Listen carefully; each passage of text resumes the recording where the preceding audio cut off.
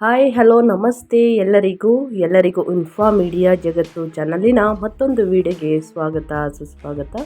ಸ್ನೇಹಿತರೆ, ಎಲ್ಲರೂ ಹೇಗಿದ್ದೀರಾ? ಎಲ್ಲರೂ ಚೆನ್ನಾಗಿದ್ದೀರಾ ಅಂದ್ಕೊಂಡಿದ್ದೀನಿ. ನಾನು ಕೂಡ ತುಂಬಾ ಚೆನ್ನಾಗಿದ್ದೀನಿ. ಎಲ್ಲರೂ ಚೆನ್ನಾಗಿದ್ದೀರಾ ಅಂದ್ಕೊಂಡು ಭಾವಿಸ್ಕೊಂಡು ಇವತ್ತಿನ ಒಂದು ವಿಡಿಯೋನ ಶುರು ಮಾಡಿಬಿಡೋಣ. ಇವತ್ತಿನ ಒಂದು ವಿಡಿಯೋದಲ್ಲಿ ಧನು ರಾಶಿ ಭವಿಷ್ಯ ಜನವರಿ 2026ರಲ್ಲಿ ಸಾಕಷ್ಟು ಬದಲಾವಣೆಯನ್ನು ಧನು ರಾಶಿಯವರು ನೋಡಲಿದ್ದೀರಿ. ಯಾವುದರ ಬಗ್ಗೆ ಎಚ್ಚರಿಕೆ ವಹಿಸಬೇಕು, ಏನೆಲ್ಲ ಅದೃಷ್ಟದ ಫಲಗಳನ್ನು ಗಳಿಸಲಿದ್ದೀರಿ ಅನ್ನೋದನ್ನ ಒಟ್ಟಾರೆಯಾಗಿ ತಿಳಿಸ್ಕೊಡ್ತಾ ಹೋಗ್ತೀನಿ. ಇದನ್ನೆಲ್ಲ ಕಂಪ್ಲೀಟಾಗಿ ಧನುರಾಶಿಯವರು ತಿಳ್ಕೋಬೇಕು, ಸಣ್ಣ ಪುಟ್ಟ ಪರಿಹಾರಗಳನ್ನು ಫಾಲೋ ಮಾಡಬೇಕು ಅಂದರೆ ಎಲ್ಲೂ ಕೂಡ ವಿಡಿಯೋನ ಸ್ಕಿಪ್ ಮಾಡಬಾರ್ದು. ಅಂದರೆ ವಿಡಿಯೋನ ಕಟ್ ಮಾಡಿ ಓಡಿಸ್ಕೊಂಡು ಹೋಗಿ ನೋಡಿದ್ರೆ ಫುಲ್ ಇನ್ಫಾರ್ಮೇಷನ್ ಅರ್ಥ ಆಗಲ್ಲ. ಸೊ ಹಾಗಾಗಿ ಎಲ್ಲ ವಿಡಿಯೋದಲ್ಲೂ ತಿಳಿಸ್ತಾ ಇರ್ತೀನಿ. ಮೊದಲಿಂದ ಕೊನೆ ತನಕ ವಿಡಿಯೋನ ವಾಚ್ ಮಾಡಿ. ವಿಡಿಯೋದಲ್ಲಿ ಒಳ್ಳೆ ಮಾಹಿತಿ ಸಿಕ್ಕಿದ್ದಲ್ಲಿ ತಪ್ಪದೆ ವಿಡಿಯೋಗೊಂದು ಲೈಕ್ ಕೊಟ್ಟು, ಇನ್ನೂ ನನ್ನ ಚಾನಲ್ನ ಸಬ್ಸ್ಕ್ರೈಬ್ ಮಾಡ್ಕೊಳ್ತಾನೆ ನೋಡ್ತಿದ್ರೆ ಇನ್ಫಾ ಮೀಡಿಯಾಗೆ ಸಬ್ಸ್ಕ್ರೈಬ್ ಆಗಿ ನಿಮ್ಮ ಅಭಿಪ್ರಾಯಗಳನ್ನು ಕಮೆಂಟ್ ಬಾಕ್ಸಲ್ಲಿ ತಿಳಿಸಿ. ಓಂ ನಮಃ ಶಿವಾಯ, ಓಂ ನಮಃ ಶನೇಶ್ವರಾಯ ನಮಃ ಅಂತ ಕಮೆಂಟ್ ಮಾಡಿ. ಶನಿ ದೇವರ ಅನುಗ್ರಹದಿಂದ, ಶಿವನ ಅನುಗ್ರಹದಿಂದ ನಿಮ್ಮ ಜೀವನದಲ್ಲಿ ಎಷ್ಟೇ ದೊಡ್ಡ ಮಟ್ಟದಲ್ಲಿ ಸಮಸ್ಯೆಗಳಿದ್ರೂ ಕೂಡ ಅವೆಲ್ಲವೂ ಸಂಪೂರ್ಣವಾಗಿ ನಿವಾರಣೆಯಾಗಲಿ ಅಂತ ಕೇಳ್ಕೊತಾ ವಿಡಿಯೋನ ಶುರು ಮಾಡಿಬಿಡೋಣ. ಹೌದು ಸ್ನೇಹಿತರೆ, ಧನು ರಾಶಿಯ ಗ್ರಹ ಸ್ಥಿತಿಗಳು ಜನವರಿ 2026ರಲ್ಲಿ ನಿಮ್ಮ ಜೀವನದಲ್ಲಿ ಸಾಕಷ್ಟು ಏರುಪೇರನ್ನು ಉಂಟು ಮಾಡಲಿದೆ. ಅಂದರೆ ಅದು ನಿಮ್ಮ ವ್ಯಾಪಾರದಲ್ಲಾಗಬಹುದು, ವ್ಯವಹಾರದಲ್ಲಾಗ್ಬೋದು, ವೃತ್ತಿ ಜೀವನ, ನಿಮ್ಮ ಉದ್ಯೋಗದಲ್ಲಿ, ನಿಮ್ಮ ಆರೋಗ್ಯದಲ್ಲಿ ಸಾಕಷ್ಟು ಬದಲಾವಣೆಯನ್ನು ನೋಡಬಹುದು. ಯಾವುದರ ಬಗ್ಗೆ ಎಚ್ಚೆತ್ತುಕೊಳ್ಬೇಕು, ಏನೆಲ್ಲ ಪರಿಹಾರಗಳನ್ನು ಮಾಡಬೇಕು ಅನ್ನೋದನ್ನ ಕಂಪ್ಲೀಟಾಗಿ ಧನು ರಾಶಿಯವರಿಗೆ ಇದೇ ವಿಡಿಯೋದಲ್ಲಿ ತಿಳಿಸ್ಕೊಡ್ತೀನಿ.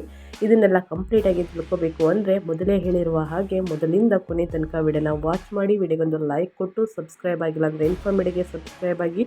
ಈ ಅದೃಷ್ಟ ರಾಶಿ ನಿಮ್ಮ ಕುಟುಂಬದಲ್ಲಿ ಮತ್ತು ನಿಮ್ಮ ಸ್ನೇಹಿತರಲ್ಲಿ ಇದ್ದರೆ ತಪ್ಪದೆ ಅವ್ರಿಗೆ ವಿಡಿಯೋವನ್ನು ಶೇರ್ ಮಾಡಿ ಅಂತ ಹೇಳ್ತಾ ವಿಡಿಯೋನ ಶುರು ಮಾಡಿಬಿಡೋಣ. ಮೊದಲನೇದಾಗಿ ಗ್ರಹ ಸಂಚಾರ ಹೇಗಿರಲಿದೆ ಅಂದರೆ ಸ್ನೇಹಿತರೆ, ಶುಕ್ರ ಧನು ರಾಶಿಯಿಂದ 1ನೇ ಮನೆಯಿಂದ ಮಕರ ರಾಶಿಗೆ 2ನೇ ಮನೆಗೆ ಜನವರಿ 13ರಂದು ಸಂಚಾರವನ್ನು ಮಾಡಲಿದ್ದಾರೆ. ಗುರು ಮಿಥುನದಲ್ಲಿ 7ನೇ ಮನೆಯಲ್ಲಿ ತಿಂಗಳ ಪೂರ್ತಿ, ಶನಿ ಮೀನದಲ್ಲಿ 4ನೇ ಮನೆಯಲ್ಲಿ ತಿಂಗಳ ಪೂರ್ತಿ, ರಾಹು ಕುಂಭದಲ್ಲಿ 3ನೇ ಮನೆಯಲ್ಲಿ, ಕೇತು ಸಿಂಹದಲ್ಲಿ 9ನೇ ಮನೆಯಲ್ಲಿ ತಿಂಗಳ ಪೂರ್ತಿ. ಇದು ಗ್ರಹಗಳ ಸ್ಥಿತಿ, ಗ್ರಹಗಳ ಸಂಚಾರ, ಗ್ರಹಗಳ ಸ್ಥಾನ ಬದಲಾವಣೆ ಅಂತಲೇ ಹೇಳ್ಬೋದು. ಇನ್ನು ಜನವರಿ 13ರಿಂದ ಏನೆಲ್ಲ ಬದಲಾವಣೆಯನ್ನು ನೋಡಲಿದ್ದೀರಿ, ಯಾವುದರ ಬಗ್ಗೆ ಎಚ್ಚೆತ್ತುಕೊಳ್ಬೇಕು ಅನ್ನೋದನ್ನ ನೋಡ್ತಾ ಹೋಗೋಣ. ಧನು ರಾಶಿಯವರಿಗೆ ಜನವರಿ 2026 ಮಾಸಿಕ ರಾಶಿ ಭವಿಷ್ಯದ ಪ್ರಕಾರ ಜನವರಿ ತಿಂಗಳು ವೈಯಕ್ತಿಕ ಗಮನದೊಂದಿಗೆ ಪ್ರಾರಂಭವಾಗುತ್ತದೆ. ನಿಮ್ಮ ಗುರಿಗಳು, ನಿಮ್ಮ ಇಮೇಜ್ ಮತ್ತು ನೀವು ಚಲಿಸಲು ಬಯಸುವಂತಹ ದಿಕ್ಕಿನ ಬಗ್ಗೆ ನೀವು ಹೆಚ್ಚು ಅರಿವು ಹೊಂದಿರಬಹುದು.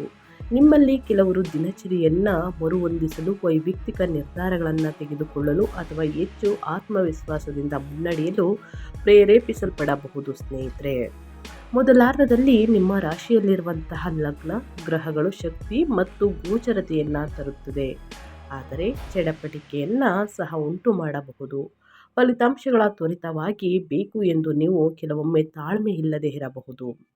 ಜನವರಿ ಮಧ್ಯದ ನಂತರ ನಿಮ್ಮ ಗಮನವು ನಿಧಾನವಾಗಿ ಹಣ ಉಳಿತಾಯ, ಕೌಟುಂಬಿಕ ಜವಾಬ್ದಾರಿಗಳು ಮತ್ತು ಪ್ರಾಯೋಗಿಕ ಸ್ಥಿರತೆಯತ್ತ ಬದಲಾಗುತ್ತದೆ.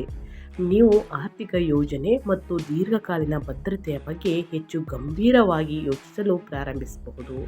ಈ ತಿಂಗಳು ಬಲವಾಗಿ ಪ್ರಾರಂಭಿಸಿ ಮತ್ತು ಬುದ್ಧಿವಂತಿಕೆಯಿಂದ ಕೊನೆಗೊಳಿಸುವ ಬಗ್ಗೆ ಯೋಚಿಸಿ ಸ್ನೇಹಿತರೆ. ಇನ್ನು ಅದೇ ರೀತಿ ನಿಮ್ಮ ಹಣಕಾಸಿನ ಬಗ್ಗೆ ಹೇಳೋದಾದರೆ ಏನೆಲ್ಲ ಬದಲಾವಣೆಯನ್ನು ನೋಡಲಿದ್ದೀರಿ, ಯಾವುದರ ಬಗ್ಗೆ ಎಚ್ಚರಿಕೆ ವಹಿಸಬೇಕು ಅನ್ನೋದನ್ನ ನೋಡೋದಾದರೆ, ತಿಂಗಳ ಮಧ್ಯದ ನಂತರ ಹಣವು ಪ್ರಮುಖ ವಿಷಯವಾಗುತ್ತದೆ. ನೀವು ಆದಾಯ, ಖರ್ಚು ಮತ್ತು ಭವಿಷ್ಯದ ಉಳಿತಾಯ ಯೋಜನೆಗಳನ್ನು ಪರಿಶೀಲಿಸಲು ಪ್ರಾರಂಭಿಸಬಹುದು. ನಿಮ್ಮಲ್ಲಿ ಕೆಲವರು ಆದಾಯವನ್ನು ಹೆಚ್ಚಿಸುವ ಅಥವಾ ಅನಗತ್ಯ ಖರ್ಚುಗಳನ್ನು ನಿಯಂತ್ರಿಸುವ ಬಗ್ಗೆ ಯೋಚಿಸಬಹುದು. ಶುಕ್ರ ಮತ್ತು ಬುಧ 2ನೇ ಮನೆಗೆ ಪ್ರವೇಶಿಸುವುದು ಆರ್ಥಿಕ ಚರ್ಚೆಗಳು ಮತ್ತು ಯೋಜನೆಗಳನ್ನು ಬೆಂಬಲಿಸುತ್ತದೆ. ಹಣದ ವಿಷಯಗಳ ಬಗ್ಗೆ ಭಾವನಾತ್ಮಕವಾಗಿರುವುದಕ್ಕಿಂತ ಶಾಂತವಾಗಿ ಮಾತನಾಡಲು ಇದು ಉತ್ತಮ ಸಮಯ ಅಂತಲೇ ಹೇಳಬಹುದು.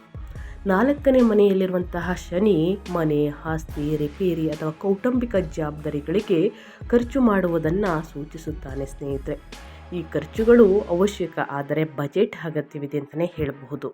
ಮೊದಲು ಸ್ಥಿರತೆಯನ್ನು ನಿರ್ಮಿಸಿ, ನಂತರ ವಿಸ್ತರಣೆಯ ಬಗ್ಗೆ ಯೋಚಿಸಿ ಸ್ನೇಹಿತರೆ. ತಿಂಗಳ ಮಧ್ಯದ ನಂತರ ಹಣವು ಪ್ರಮುಖ ವಿಷಯವಾಗಬಹುದು, ಆದಾಯ, ಖರ್ಚು ಮತ್ತು ಭವಿಷ್ಯದ ಉಳಿತಾಯ ಯೋಜನೆಗಳನ್ನು ಪರಿಶೀಲಿಸಲು ಪ್ರಾರಂಭಿಸಬಹುದು. ನಿಮ್ಮಲ್ಲಿ ಕೆಲವರು ಆದಾಯವನ್ನು ಹೆಚ್ಚಿಸುವುದು ಮತ್ತು ಅನಗತ್ಯ ಖರ್ಚುಗಳನ್ನು ನಿಯಂತ್ರಿಸುವುದು ಬಗ್ಗೆ ಯೋಚಿಸಬೇಕಾಗುತ್ತದೆ. ಅನಗತ್ಯ ಖರ್ಚುಗಳಿಂದ ಸ್ನೇಹಿತರೆ ಸಾಕಷ್ಟು ಮುಂದಿನ ದಿನಗಳಲ್ಲಿ ಹಣಕಾಸಿನ ಪ್ರಾಬ್ಲಮ್ ಎದುರಾಗಲಿದೆ. ಸೊ ಹಾಗಾಗಿ ಬೇಕಾಗಿರುವ ವಸ್ತುಗಳನ್ನು ಖರೀದಿ ಮಾಡಿ, ಬೇಡದ ವಸ್ತುಗಳನ್ನು ಪದೇ ಪದೇ ಖರೀದಿ ಮಾಡುವುದು ಒಳಿತಲ್ಲ. ಇನ್ನು ಅದೇ ರೀತಿ ವೃತ್ತಿ ಮತ್ತು ಉದ್ಯೋಗದ ಬಗ್ಗೆ ಹೇಳೋದಾದರೆ, ನಿಮ್ಮ ಜಾಬ್ ಮತ್ತು ಸ್ನೇಹಿತರೆ ನಿಮ್ಮ ಕೆರಿಯರ್ ಬಗ್ಗೆ ಹೇಳೋದಾದರೆ, ಧನು ರಾಶಿಯವರು ಏನೆಲ್ಲ ಬದಲಾವಣೆಯನ್ನು ನೋಡಲಿದ್ದೀರಿ, ಯಾವುದರ ಬಗ್ಗೆ ಎಚ್ಚರಿಕೆ ವಹಿಸಬೇಕು ಅನ್ನೋದನ್ನ ನೋಡ್ತಾ ಹೋಗೋಣ. ಜಾಬ್ ಬಗ್ಗೆ ಹೇಳೋದಾದರೆ, ತಿಂಗಳ ಮೊದಲಾರ್ಧವು ನಿಮ್ಮ ಸ್ಪಾಟ್ಲೈಟ್ನಲ್ಲಿ ಇರಿಸುತ್ತದೆ. ಕೆಲಸದಲ್ಲಿ ಸ್ನೇಹಿತರೆ ಸಾಕಷ್ಟು ಬದಲಾವಣೆ ನಿಮ್ಮ ಕೆಲಸದ ಸ್ಥಳದಲ್ಲಿ ನೀವು ಗಮನವಹಿಸಬೇಕಾದ ಬರಬಹುದು. ಜನರು ನಿರ್ಧಾರಗಳು ಅಥವಾ ನಾಯಕತ್ವಕ್ಕಾಗಿ ನಿಮ್ಮನ್ನು ನೋಡಬಹುದು. ನಿಮ್ಮಲ್ಲಿ ಕೆಲವರು ಸ್ವಾಭಾವಿಕವಾಗಿ ಮುಂದಾಳತ್ವ ವಹಿಸಬಹುದು, ಆದರೆ ಇತರರು ನಿರೀಕ್ಷೆಗಳು ಹೆಚ್ಚಿಸುವುದರಿಂದ ಒತ್ತಡವನ್ನು ಅನುಭವಿಸಬೇಕಾಗಿ ಬರಬಹುದು. ನಿಮ್ಮ ರಾಶಿಯಲ್ಲಿರುವಂತಹ ಕುಜ ಆರಂಭದಲ್ಲಿ ಧೈರ್ಯ ಮತ್ತು ವೇಗವನ್ನು ನೀಡುತ್ತಾರೆ, ಆದರೆ ಅವನು ನಿಮ್ಮನ್ನು ಪ್ರತಿಕ್ರಿಯಾತ್ಮಕವಾಗಿ ಮಾಡಬಹುದು, ಅಂದರೆ ರಿಯಾಕ್ಟಿವ್ ಮಾಡಬಹುದು. ಯಾರಾದರೂ ಸವಾಲು ಹಾಕಿದರೆ ಉತ್ತರಿಸುವ ಮೊದಲು ನಿಲ್ಲಿಸಿ. ನಿಮ್ಮ ಆತ್ಮವಿಶ್ವಾಸ ಬಲವಾಗಿದೆ, ಆದರೆ ಶಾಂತ ಪ್ರತಿಕ್ರಿಯೆಗಳು ಉತ್ತಮ ಫಲಿತಾಂಶಗಳನ್ನು ತರುತ್ತದೆ. ಜನವರಿ 14ರಿಂದ 17ರ ನಂತರ ಗಮನವು 2ನೇ ಮನೆಗೆ ಧನಸ್ಥಾನಕ್ಕೆ ಬದಲಾಗುತ್ತದೆ. ಸಂಬಳ, ಪ್ರೋತ್ಸಾಹ ಧನ, ಸಂಪನ್ಮೂಲಗಳು ಅಥವಾ ಕೆಲಸದ ಪಾತ್ರದ ಸ್ಪಷ್ಟತೆಗೆ ಸಂಬಂಧಿಸಿದೆ. ಚರ್ಚೆಗಳು ಬರಬಹುದು. ನೀವು ಎಷ್ಟು ಕೊಡುತ್ತಿದ್ದೀರಿ ಮತ್ತು ಪ್ರತಿಯಾಗಿ ನೀವು ಏನನ್ನು ಪಡೆಯುತ್ತಿದ್ದೀರಿ ಎಂಬುದರ ಕುರಿತು ನೀವು ಗಂಭೀರವಾಗಿ ಯೋಚಿಸಲು ಪ್ರಾರಂಭಿಸಬಹುದು. ಸ್ನೇಹಿತರೆ, 7ನೇ ಮನೆಯಲ್ಲಿರುವಂತಹ ಗುರು ಸಹಕಾರವನ್ನು ಬೆಂಬಲಿಸುತ್ತಾರೆ. ಒಬ್ಬರೇ ಕೆಲಸ ಮಾಡುವುದಕ್ಕಿಂತ ಇತರರೊಂದಿಗೆ ಕೆಲಸ ಮಾಡುವುದು, ಸಲಹೆ ಪಡೆಯುವುದು ಅಥವಾ ಸಹಯೋಗ ಮಾಡುವುದು ಉತ್ತಮ ಫಲಿತಾಂಶಗಳನ್ನು ನೀಡುತ್ತದೆ. ಆತ್ಮವಿಶ್ವಾಸದಿಂದ ಮುನ್ನಡೆಸಿ, ಆದರೆ ನಿರ್ಧರಿಸುವ ಮೊದಲು ಆಲಿಸಿ, ಅಂದರೆ ಅರ್ಥ ಮಾಡ್ಕೊಳ್ಳಿ ಸ್ನೇಹಿತರೆ ಮೊದಲನೇದಾಗಿ. ಇನ್ನು ಅದೇ ರೀತಿ ಕುಟುಂಬ ಮತ್ತು ಸಂಬಂಧಗಳ ಬಗ್ಗೆ ಹೇಳೋದಾದರೆ, ಏನೆಲ್ಲ ಬದಲಾವಣೆಯನ್ನು ನೋಡಲಿದ್ದೀರಿ, ಯಾವುದರ ಬಗ್ಗೆ ಎಚ್ಚರಿಕೆ ವಹಿಸಬೇಕು ಕುಟುಂಬದಲ್ಲಿ ಅಂದರೆ, ಈ ತಿಂಗಳು ಸಂಬಂಧಗಳು ಪ್ರಮುಖ ಪಾತ್ರ ವಹಿಸುತ್ತದೆ. 7ನೇ ಮನೆಯಲ್ಲಿರುವ ಗುರು ಪಾಲುದಾರಿಕೆಗಳು, ವಿವಾಹ ಮತ್ತು ಪ್ರಮುಖ ವೈಯಕ್ತಿಕ ಸಂಪರ್ಕಗಳ ಮೇಲೆ ಕೇಂದ್ರೀಕರಿಸುತ್ತಾನೆ. ನೀವು ಅರ್ಥ ಮಾಡಿಕೊಳ್ಳುವಿಕೆ, ನ್ಯಾಯಸಮ್ಮತತೆ ಮತ್ತು ಪರಸ್ಪರ ಗೌರವವನ್ನು ಬಯಸಬಹುದು. ಮೊದಲಾರ್ಧದಲ್ಲಿ ನೀವು ಹೆಚ್ಚು ಸ್ವಯಂ ಕೇಂದ್ರಿತವಾಗಿ ಕಾಣಿಸಬಹುದು. ಇದು ಇತರರು ನಿರ್ಲಕ್ಷ್ಯಪಟ್ಟಂತೆ ಭಾವಿಸುವಂತೆ ಮಾಡಬಹುದು. ಇದರ ಬಗ್ಗೆ ಪ್ರಜ್ಞೆ ಇರುವುದು ತಪ್ಪು ಗ್ರಹಿಕೆಯನ್ನು ತಪ್ಪಿಸಲು ಸಹಾಯವನ್ನು ಮಾಡುತ್ತದೆ. ಸ್ನೇಹಿತರೆ, ಮಧ್ಯದ ನಂತರ ಕೌಟುಂಬಿಕ ಸಂವಹನಗಳು ಹೆಚ್ಚು ಅರ್ಥಪೂರ್ಣವಾಗಿರುತ್ತವೆ. ನೀವು ಕೌಟುಂಬಿಕ ವಿಷಯಗಳ ಅಥವಾ ಹಣಕಾಸಿನ ಜವಾಬ್ದಾರಿಯನ್ನು ತೆಗೆದುಕೊಳ್ಳಬಹುದು. 4ನೇ ಮನೆಯಲ್ಲಿರುವಂತಹ ಶನಿ ಕೆಲವೊಮ್ಮೆ ಭಾವನೆಗಳನ್ನು ಭಾರವಾಗಿಸಬಹುದು, ವಿಶೇಷವಾಗಿ ಮನೆ ಅಥವಾ ಪೋಷಕರಿಗೆ ಸಂಬಂಧಿಸಿದಂತೆ.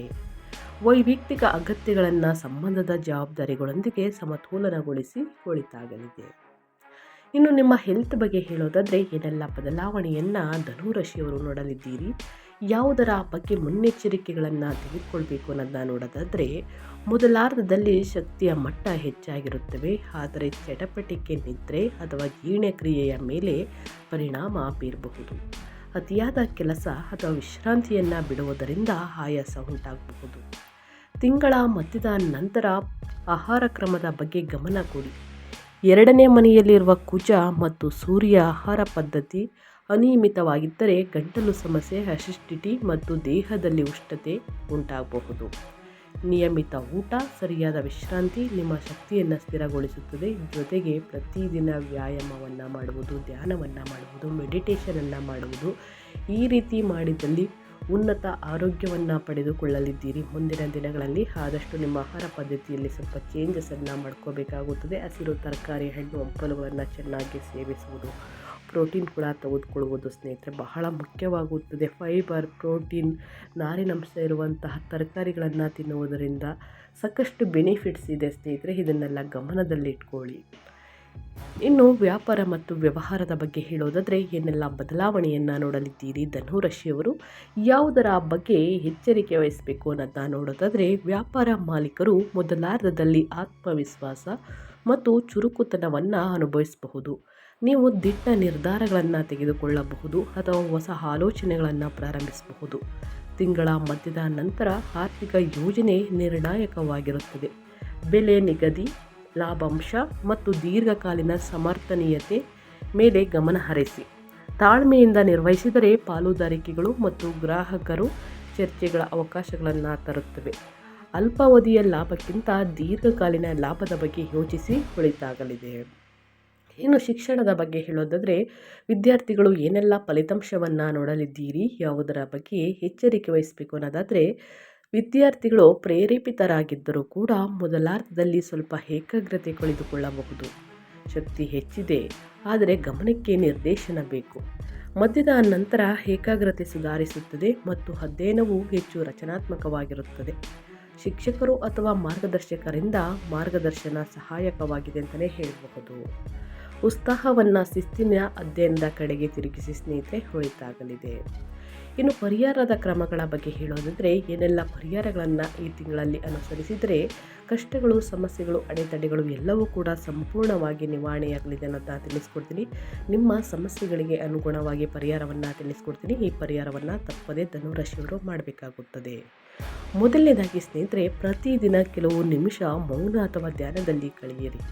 ನಿಮ್ಮ ಮನಸ್ಸು ಶಾಂತವಾಗಿದ್ದಲ್ಲಿ ಸ್ನೇಹಿತರೆ, ನಿಮ್ಮ ಆರೋಗ್ಯ ಕೂಡ ಉತ್ತಮವಾಗಿರಲಿದೆ. ಅತಿಯಾದ ಒತ್ತಡ ಜೀವನದಲ್ಲಿ ಮನುಷ್ಯನ ಆರೋಗ್ಯವನ್ನು ಹಾಳು ಮಾಡ್ತಿದೆ ಅಂತಲೇ ಹೇಳಬಹುದು. ಹಿರಿಯರನ್ನು ಗೌರವಿಸಿ ಮತ್ತು ಅವರಿಂದ ಆಶೀರ್ವಾದವನ್ನು ಪಡೆಯಿರಿ. ವಿಶೇಷವಾಗಿ ಕೌಟುಂಬಿಕ ವಿಷಯಗಳಲ್ಲಿ ಶಾಂತವಾದ ಮಾತನ್ನು ಅಭ್ಯಾಸ ಮಾಡಿಕೊಡಿ. ಗುರುವಾರದಂದು ಹಳದಿ ಬಣ್ಣದ ಆಹಾರವನ್ನು ದಾನ ಮಾಡಿ. ಅಂದರೆ ಸ್ನೇಹಿತರೆ, ನಿಮಗೆ ಗೊತ್ತಿರಬಹುದು, ಹಳದಿ ಬಣ್ಣ ಬಟ್ಟೆ, ಆಹಾರದ ಧಾನ್ಯಗಳನ್ನು ದಾನ ಮಾಡುವುದು ಬಹಳ ಮುಖ್ಯ. ಅಥವಾ ಶಿಕ್ಷಕ, ಮಾರ್ಗದರ್ಶಕರಿಗೆ ಸಹಾಯವನ್ನು ಮಾಡಿ. ಇನ್ನು ಮಾರ್ಗದರ್ಶನ ಮತ್ತು ಸಮತೋಲನಕ್ಕಾಗಿ ಪ್ರತಿದಿನ ಓಂ ಗುರುವೇ ನಮಃ ಎಂದು ಮಂತ್ರವನ್ನು ಜಪಿಸಿ ಒಳಿತಾಗಲಿದೆ. ಅದೇ ರೀತಿ ಪ್ರತಿದಿನ ಸೂರ್ಯ ನಮಸ್ಕಾರವನ್ನು ಮಾಡಿ ಸೂರ್ಯದೇವರಿಗೆ ಅಗ್ರ್ಯವನ್ನು ನೀಡಿ ಸ್ನೇಹಿತರೆ, ಆದಿತ್ಯ ಹೃದಯ ಸ್ತೋತ್ರವನ್ನು ಹೇಳುವುದರಿಂದ ನಿಮ್ಮ ವ್ಯಾಪಾರದಲ್ಲಿ, ವ್ಯವಹಾರದಲ್ಲಿ ಇದ್ದ ಅಡೆತಡೆಗಳೆಲ್ಲವೂ ಕೂಡ ಸಂಪೂರ್ಣವಾಗಿ ನಿವಾರಣೆಯಾಗಲಿದೆ. ಸೊ ಹಾಗಾಗಿ ಈ ಪರಿಹಾರವನ್ನು ಮಾಡಿ ಆದಷ್ಟು ಬಡವರಿಗೆ, ನಿರ್ಗತಿಕರಿಗೆ ನಿಮ್ಮ ಕೈಯಲ್ಲಾದಷ್ಟು ಹಣ ಸಹಾಯವನ್ನು ಮಾಡುವುದು, ಆಹಾರದ ಧಾನ್ಯಗಳನ್ನು ಕೊಡುವುದು, ಇನ್ನು ಬಡ ವಿದ್ಯಾರ್ಥಿಗಳಿಗೆ ಪುಸ್ತಕ, ಲೇಖನಿಯನ್ನು ದಾನ ಮಾಡುವುದರಿಂದ ವಿದ್ಯಾಭಿವೃದ್ಧಿ ಆಗಲಿದೆ. ಸೊ ಹಾಗಾಗಿ ಈ ಸಣ್ಣ ಪುಟ್ಟ ಪರಿಹಾರವನ್ನು ಮಾಡ್ತಾ ಬನ್ನಿ, ನಿಮ್ಮ ದೊಡ್ಡ ಸಮಸ್ಯೆ ಕೂಡ ನಿವಾರಣೆಯಾಗಲಿದೆ. ಸ್ನೇಹಿತರೆ, ಈ ಪರಿಹಾರಗಳನ್ನು ಮಾಡಿ ಅಂತ ಹೇಳ್ತಾ ನಾನು ವಿಡಿಯೋನ ಎಂಡ್ ಮಾಡ್ತಾ ಇದ್ದೀನಿ. ದಯವಿಟ್ಟು ಇವತ್ತಿನ ಒಂದು ವಿಡಿಯೋದಲ್ಲಿ ಒಳ್ಳೆಯ ಮಾಹಿತಿ ಸಿಕ್ಕಿದ್ದಲ್ಲಿ ಧನುರಾಶಿಯವರಿಗೆ ಇನ್ನೂ ಕೂಡ ವಿಡಿಯೋಗೆ ಲೈಕ್ ಮಾಡ್ದೇ ನೋಡ್ತಿದ್ರೆ ದಯವಿಟ್ಟು ಲೈಕ್ ಮಾಡಿ. ಇನ್ನು ನನ್ನ ಚಾನಲ್ನ ಸಬ್ಸ್ಕ್ರೈಬ್ ಮಾಡ್ಕೊಂಡಿಲ್ಲ ಅಂದರೆ ಇನ್ಫಾರ್ಮಿಡಿಗೆ ಸಬ್ಸ್ಕ್ರೈಬ್ ಆಗಿ ನಿಮ್ಮ ಅಭಿಪ್ರಾಯಗಳನ್ನು ಕಮೆಂಟ್ ಬಾಕ್ಸಲ್ಲಿ ತಿಳಿಸಿ. ಯಾರೆಲ್ಲ ಸಬ್ಸ್ಕ್ರೈಬ್ ಮಾಡಿಕೊಂಡು ಪ್ರತಿನಿತ್ಯ ವಿಡಿಯೋ ವಾಚ್ ಮಾಡ್ತಿದ್ದೀರಾ ಅಂಥವರಿಗೆ ಥ್ಯಾಂಕ್ ಯು ಸೋ ಮಚ್ ಅಂತ ಹೇಳ್ತಾ, ನಿಮಗೂ ಮತ್ತು ನಿಮ್ಮ ಕುಟುಂಬಕ್ಕೆ ತುಂಬಾ ಒಳ್ಳೆಯದಾಗಲಿ, ಶನಿದೇವರ ಆಶೀರ್ವಾದ ಸಿಗಲಿ. ಮತ್ತೊಂದು ವಿಡಿಯೋದಲ್ಲಿ ಸಿಗ್ತೀನಿ. Thank you for watching.